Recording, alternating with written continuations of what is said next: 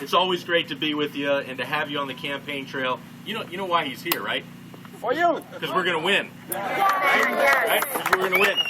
I want to thank the sheriff for the introduction, and thank you very much for being here. My friend Joe Negron. Now, I don't know, he's bashful. He probably didn't tell you, but we started this little thing in the state legislature in 2000 called the Freedom Caucus, and we stood up against government, whether it was Republican or Democrat, that wanted to pass taxes and fees. So that's right. That's me and Joe Negron, right? We did that. Thank you, Joe, very much.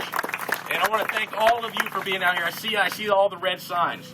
All the red signs are there. That's Freedom Works. Yeah. And I want to thank Freedom Works for what you're doing for my campaign and for Florida. So thank you, Freedom Works. And all of you that decided to come out today to be a part of this. And you know what? I think that makes sense. I think that sign makes sense. Debt, $16 trillion. Food stamps, $47 million. Real unemployment, 14%. Do you want to stay the course? No. We want to go in another direction. Yes. So did y'all see the debate the other night with me and Senator Nelson? Yes. I'm not sure if Senator Nelson really realizes what's going on in the state of Florida. I'm not sure he really realizes what's going on in Washington. One of the things that Senator Nelson said during the debate was that he passed a budget. Now, he might be the only one on the planet who thinks that the Senate passed a budget in the last 4 years.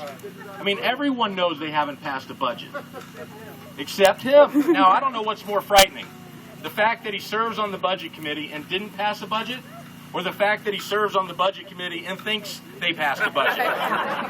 Either way, it's not right. It's not right. Look, we've got a $16 trillion debt. We've got 1.1, 1.2, 1.3 trillion dollar deficit. That means every year we are adding to the debt by over $1 trillion. When President Obama took office, we had a $10 trillion debt. Now we have a $16 trillion debt with no budget. All of you at home and in your business, you have a budget to control spending, right? To make sure you don't spend more than you bring in. That's right. You have to do it. If you don't do it, they're going to come take your home away from you. They're going to come take your car away from you.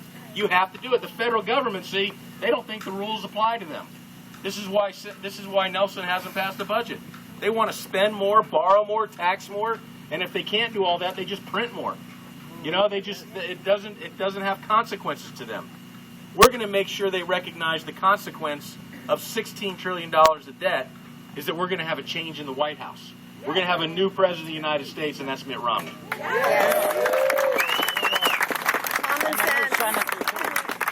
And since Senator Nelson doesn't either know that they haven't passed a budget or hasn't passed a budget, whatever one he likes, we're going to make sure that he's held accountable and that we elect Connie Mack, right?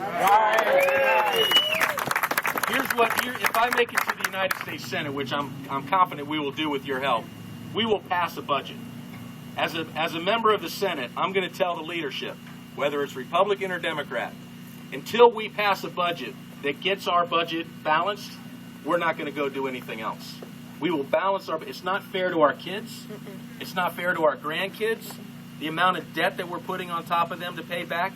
You know, every child now, when they're born, has a $50,000 price tag that they owe the federal government. That is unconscionable.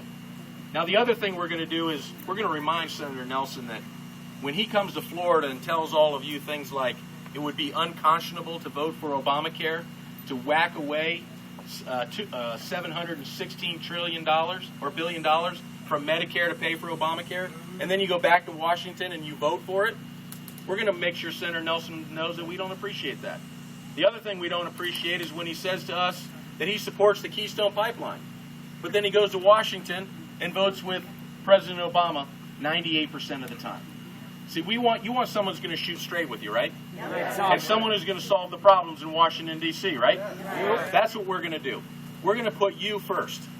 Look, when you talk about small businesses, this is the backbone of our economy. This is what makes America strong. It's men and women willing to wake up in the morning and fight hard for a dream that they have, right? President Obama doesn't come in the morning to make sure that the fryers are working in the mom and pop restaurant. It's that mom and pop that's getting up, getting out there and doing it. We need to put our faith and trust back into you, the American people, not into more and more government.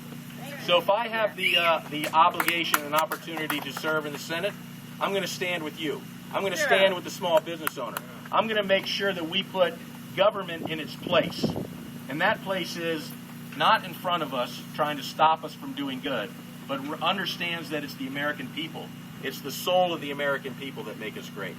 When it comes to foreign policy, look, this administration has been a disaster.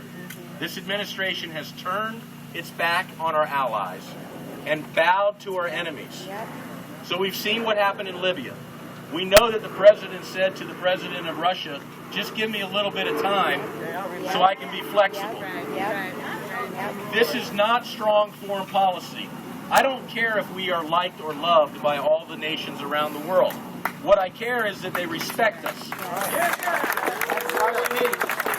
What I care about is that they know when we stand up, and if you are a friend and an ally of the United States, that you can count on the United States to be with you. Right now, Israel isn't quite sure if we're there to support them. And you know what? That makes them weaker in the Middle East. Countries like Iran look at that as weakness. All the president has to do is walk out into the Rose Garden and say, we will support and defend Israel, and we will support and defend America and freedom at all costs.